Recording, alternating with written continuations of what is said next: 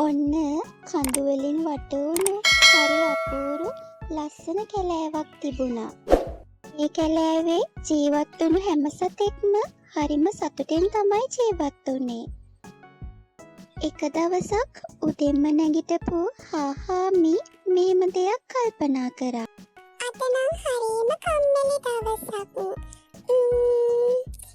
යන්න ඕනේ මගේ දක්ෂතාවයන් ටිකක් පෙන්නලා එන්න.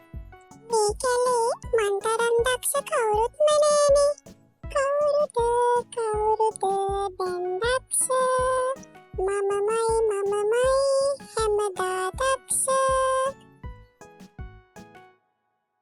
ඔහොම සින්දු කියා ඉස්සරහට යන මේ හාහාමිට මග ඉඳන් ඉබිහාමිනේ හම්බ වෙනවා.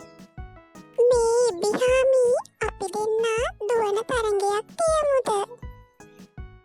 මේ හාහාමි ඔයත් එක්ක මං තරඟ කරන්නේ කොහොමද? මං ගොඩක් පුංචිනේ. එහෙම කියන්න එපා ඉබිහාමි. අපි හවසට තරඟ තියමු. මේ හාහාමි හිතුවේ ඉබිහාමිත් එක්ක තරඟ කරාම මේ හාහාමිගේ දක්ෂතාවයන් පෙන්වන්න පුළුවන් කියලා. ඉතින් මෙහිම කල්පනා කර කර හිටපු හාහාමි කැලේ පුරාම ඇවිදලා ඉන්න යාළුවෝ හැමෝටම තරඟ ගැන කියන්න පටන් ගත්තා.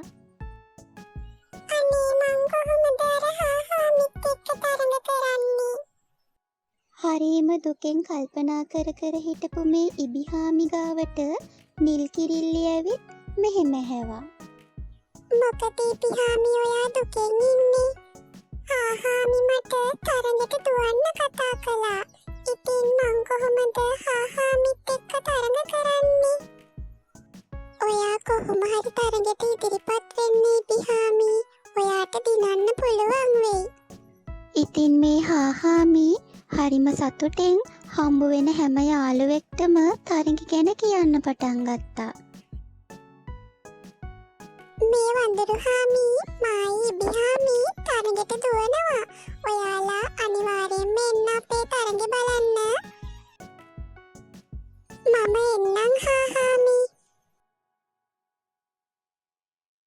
ඉතින් මේ හාහාමි මේ විදිහට හම්බ වෙන හැම යාළුවෙක්ටම මේ තරඟ ගැන කියන්න පටන් ගත්තා.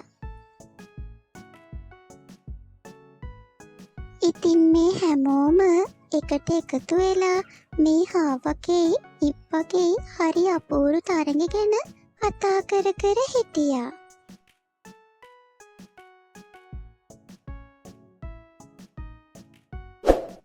ඉතින් මේ අතරේදී මේ හාවයි ඉබ්බයි තරඟ පටන් ගත්තා. හාමි වේගෙන් තරඟට දුවන්න පටන් ගත්තා. මේ අහිංසක ඉබිහාමි හෙමින් ඉස්සරහට යන්න ගියා.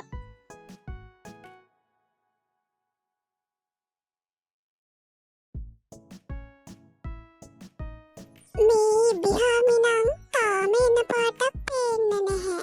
මම ටිකක් නිදාගෙන ඉඳලා යන්න ඕනේ. ඉතින් මෙහෙම කල්පනා කරපු හාහාමිට හොඳටම නිින්ද ගියා.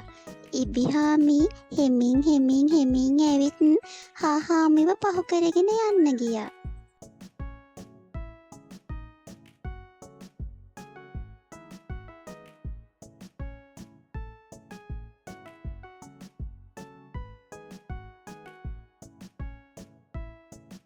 තරගෙන් දිනන්නේ කවුද කියලා බලන්න ආසාවෙන් මේ යාළුවෝ හැමෝම මඟ බලාගෙන හිටියා. තාම කවුරුත්ම නෑනේ. එයි නරිහාමි කලබල නැතුව පොඩ්ඩක් කොහම ඉන්නකෝ. ඉතින් මේ හාහාමිට එකපාරටම වගේ නිින්දෙන් හැරුණා. ගොඩක් කලබල වුණු මේ හාහාමි හරි වේගෙන් දුවන්න පටන් ගත්තා.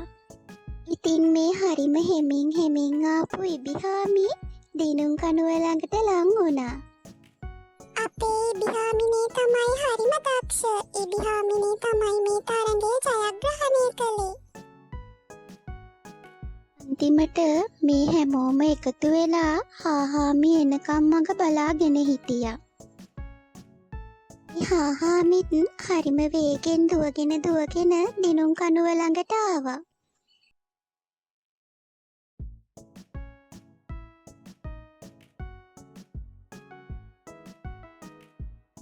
අනේ මට සමා වෙන්න ඉපිහාමි. මං හිතුවේ මේ කලේ මන් තරම් දක්ෂ වෙන කවුරුත් නැහැ කියලා. මට සමා වෙන්න ඉපිහාමි. මේ හාමි කවුරුත් අදක්ෂයි කියලා අවතක්සේරු කළේ නැහැ. හැමෝගෙම කිසියම් දක්ෂතාවයක් තියෙන බව තේරුම්ගෙන හැමෝමත් එක්ක හරි සතුටින් ජීවත් වුණා.